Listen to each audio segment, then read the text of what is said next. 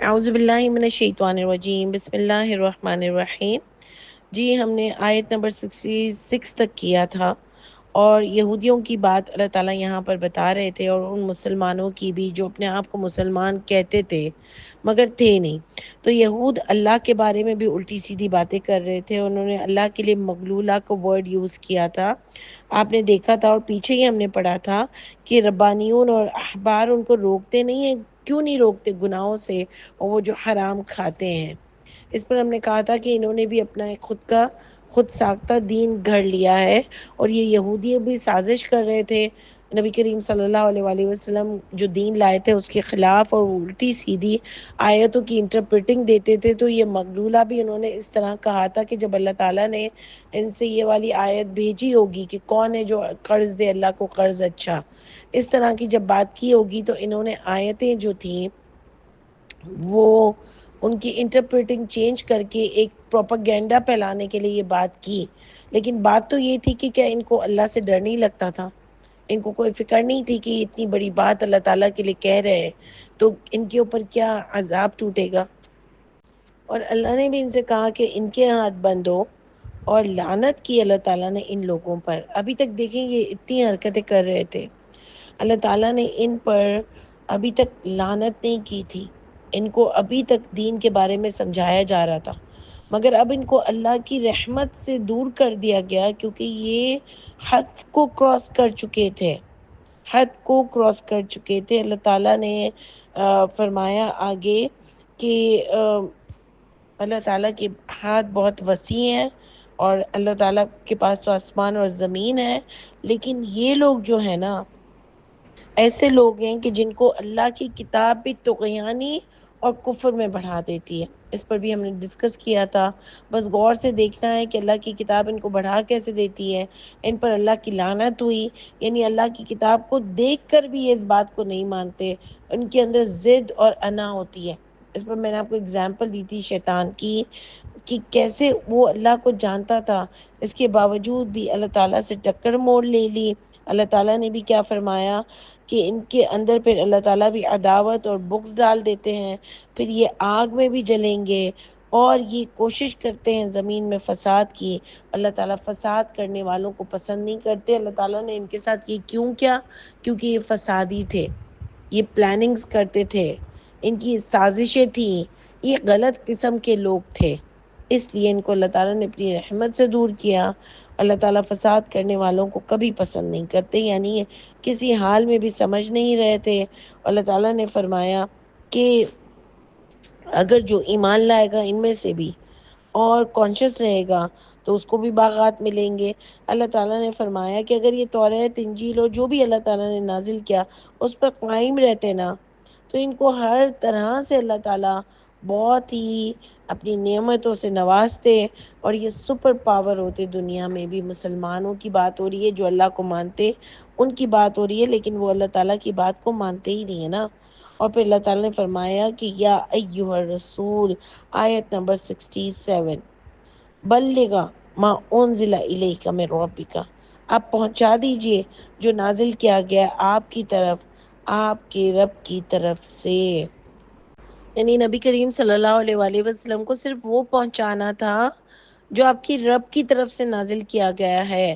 اور نبی کریم صلی اللہ علیہ وآلہ وسلم کے کئی سالوں کے بعد یہ کورسز آ گئے، یہ کتابیں آ گئیں ان کے نام سے جو انہوں نے نہیں دی تھیں، کیونکہ ان کے لیے تو ذمہ داری تھی اسی وقت پہنچا دینا۔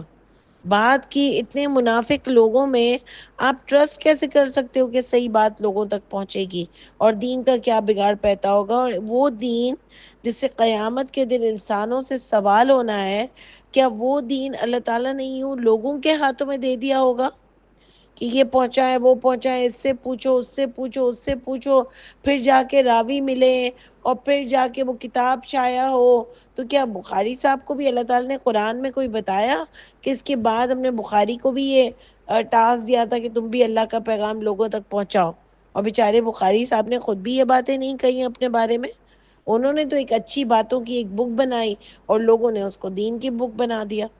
تو آپ دیکھو کہ اتنا ہمارے یہاں جو تضاد آتا ہے دین میں، وہ بات اصل میں یہی ہے کہ نبی کریم صلی اللہ علیہ وآلہ وسلم کو بھی جو اللہ تعالیٰ نے نازل کیا وہ لوگوں تک پہنچانے کی بات کی تھی، لیکن اس کے بعد لوگوں نے وہ پہنچانا شروع کر دیا جو مین میڈ تھا، جو من گھڑت تھا، جو اللہ کی طرف سے نازل نہیں ہوا تھا۔ اس کی وجہ سے دین میں اتنا بگاڑ پیدا ہوا۔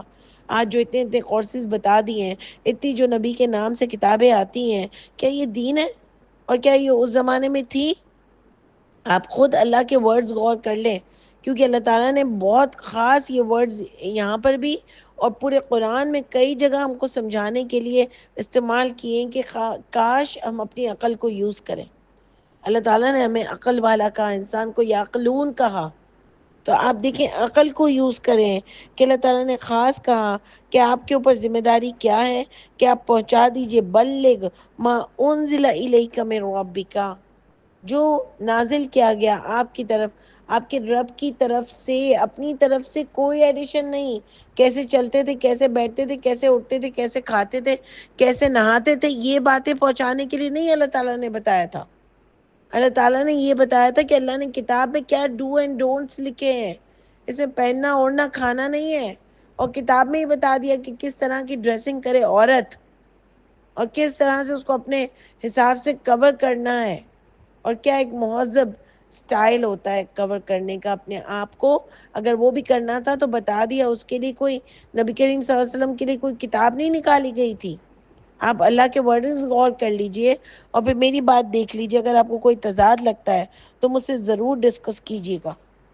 اور پھر آپ کہتے ہو کہ نبی کریم صلی اللہ علیہ وسلم کے بعد تب تابعین نے اتنے اتنے میلوں کا سفر کیا اور تب جا کے یہ قرآن جو ہے ایز اے کتاب وجود میں آیا، اور قرآن پتوں پر اور ہڈیوں پہ لکھا تھا، تو کیا نبی کریم صلی اللہ علیہ وآلہ وسلم اپنا اتنا بڑا کام پورا کر کے نہیں گئے تھے؟ کیا لوگوں کے حوالے کر دیا تھا یہ کام، لوگوں کے سپرد کر دیا تھا، یا لوگوں کے ایمان پر چھوڑا تھا یہ کام؟ یعنی ذرا عقل استعمال کرنے کی ضرورت ہے کہ اتنا امپورٹنٹ کام کہ کیا یہ لوگوں کے پیچھے چھوڑ دیا ہوگا؟ کیا یہ ایز اے بک کی شکل میں نہیں آیا تھا؟ اور پھر اس کے حوالے سے اتنی باتیں کہ پیپر نہیں تھا، پین نہیں تھا، تو آپ خود ہی تو بتاتے ہو کہ وہ لکھواتے تھے۔ وصیت کہاں لکھنی تھی؟ کیا وصیت بھی پتوں اور ہڈیوں پر لکھنی ہوتی ہے؟ اتنا ڈرامیٹک انداز جو آپ نے بنایا نا قرآن کے حوالے سے، اس کے اوپر بہت ڈرنا چاہیے۔ بہت جھوٹی باتیں جو ہم نے بتائی لوگوں میں ہیں، بہت جھوٹے پروپیگنڈے جو کیے ہیں، وہ قیامت کے دن جواب دینا پڑے گا۔ پھر کہتے ہیں کہ حافظ قرآن تھے، ایک زمانے میں مر گئے۔ حافظ قرآن بہت سارے مر رہے تھے، تو پھر لوگوں نے سوچا کہ اس کو ایک کتاب کی شکل میں کمپائل کرتے ہیں تاکہ حافظ قرآن مر جائیں گے تو پھر کون بتائے گا کہ قرآن کا سیکوینس کیا ہے۔ سوچو صرف آپ ان کی باتیں دیکھو، تو پھر حفظ کیسے کیا تھا؟ پہلے پتے پہ لکھا ہوا حفظ کرتے تھے، ہڈی پہ لکھا ہوا حفظ کرتے تھے، یا کوئی غیبی مدد آتی تھی، یا کوئی جادو ہوتا تھا؟ کیا ہوتا تھا؟ کیا ہوتا تھا؟ کس طرح سے حفظ کیا تھا؟ کوئی الگ ہی دماغ تھی کیا لوگوں کے؟ کیا معجزے ہو رہے تھے جو قرآن میں نہیں لکھے ہوئے؟ اس طرح کے معجزے ہو رہے تھے؟ ایک ایک جنگوں کے بارے میں بات ہوئی، لیکن حفظ قرآن کے بارے میں کہاں بات ہوئی ہے؟ کیا اللہ تعالیٰ نہیں بتا سکتے تھے کہ قرآن کو یوں جوڑ کے بنایا جائے گا، لوگ حافظ قرآن ہوں گے؟ ہم مان لیتے اگر قرآن میں لکھی ہوئی آیت ہوتی تو، جیسے موسیٰ علیہ السلام، عیسیٰ علیہ السلام نے ماں کے گہوارے میں بات کی، قرآن نے اس کو ڈسکس کیا، ہم نے مان لیا نا۔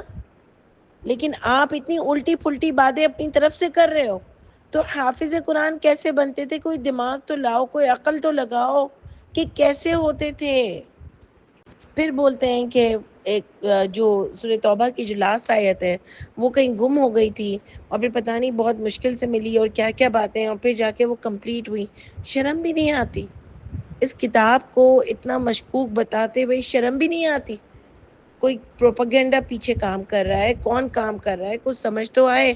اور سب سے پہلی آیت لکھی ہوئی ہے کہ ذالک الکتاب، یہ کتاب، تو کیا نبی کریم صلی اللہ علیہ وآلہ وسلم کتاب کی شکل میں دے کے نہیں گئے تھے؟ اور وہی نازل ہوتی تھی، وہی اترتی تھی، تو وہ وہی کہاں جاتی تھی؟ کیا یاد کروا لیا جاتا تھا ڈائریکٹ لوگوں میں؟ اس پوری کتاب کو کس طریقے سے اللہ تعالیٰ نے نازل کیا، ڈفرینٹ موقعوں پر وہی آئی ہے، تو اس کا کوئی سیکوینس کیسے بنا؟ کیا دماغ میں سیکوینس بنا حفظ کرنے والوں کے؟ اور جب حفظ اتنا اچھا تھا تو کیا نبی کریم صلی اللہ علیہ وآلہ وسلم نے اور صحابہ کرام نے حفظ نہیں کیا ہوا تھا؟ کیا ان کی بیویوں نے حفظ نہیں کیا ہوا تھا؟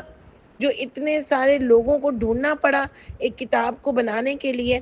کیا عثمان غنی نے حفظ نہیں کیا ہوا تھا؟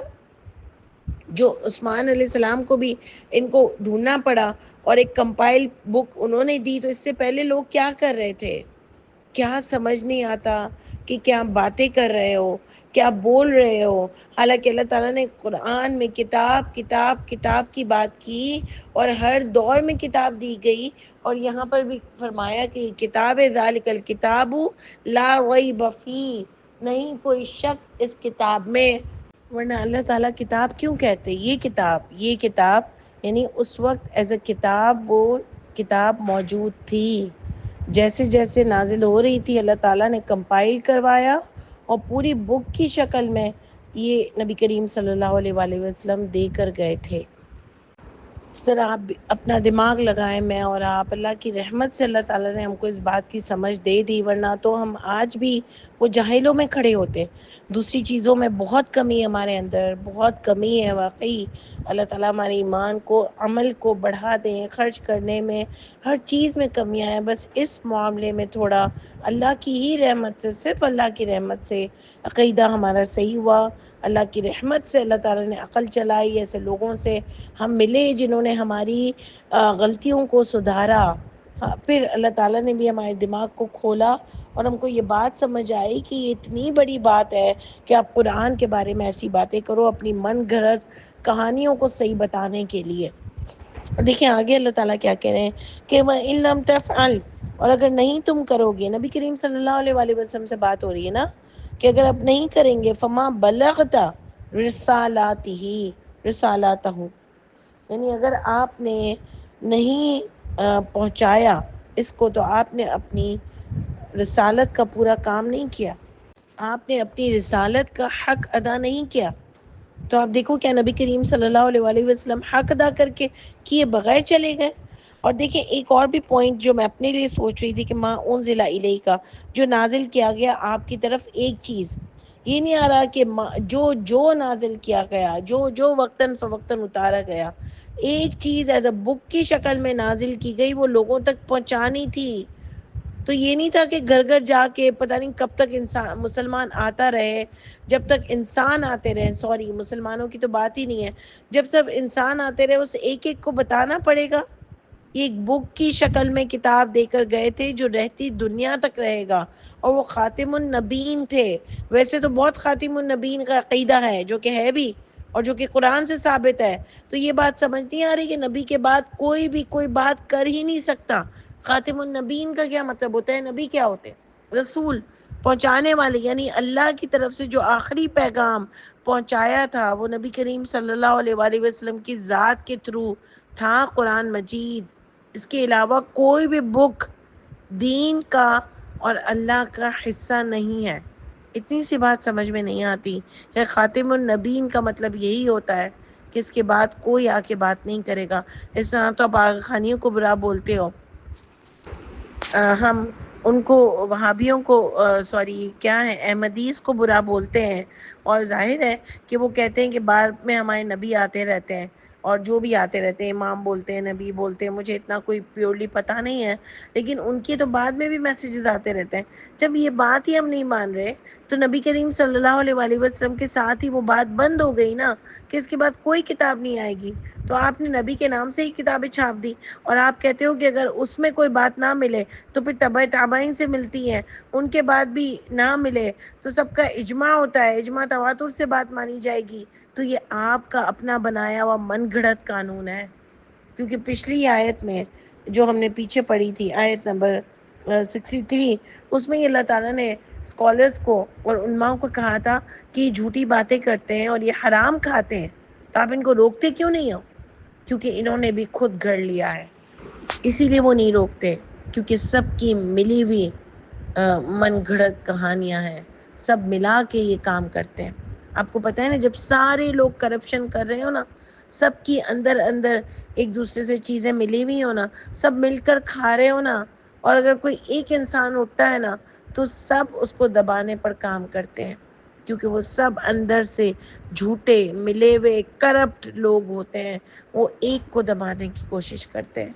یہی ہوتا ہے آج کی دنیا میں بھی، اور یہی ہوتا ہے دین میں بھی، اور یہی ہوتا رہا ہے ہمیشہ سے۔ لیکن اللہ تعالیٰ اسی کو فتح دیتے ہیں۔ یہ ہمارا ایمان ہے، عقیدہ ہے کہ اللہ کی طرف سے فتح اسی کو ملتی ہے جو حق کے راستے پر چلے، دین اور دنیا دونوں کے معاملات میں۔ اللہ تعالیٰ فرماتے ہیں کہ اگر آپ نے نہیں پہنچایا تو آپ نے اپنی رسالت کا حق ادا نہیں کیا، اور ہم کہتے ہیں کہ نبی کریم صلی اللہ علیہ وآلہ وسلم اپنی رسالت کا حق ادا کر کے گئے، اپنا پورا کام کر کے گئے۔ اللہ تعالیٰ ان کو سلامتی دے، ان کو اپنی حفاظت میں رکھیں، اللہ تعالیٰ ان کو نور علی نور کریں ان کے لیے۔ اللہم صلی علی محمد۔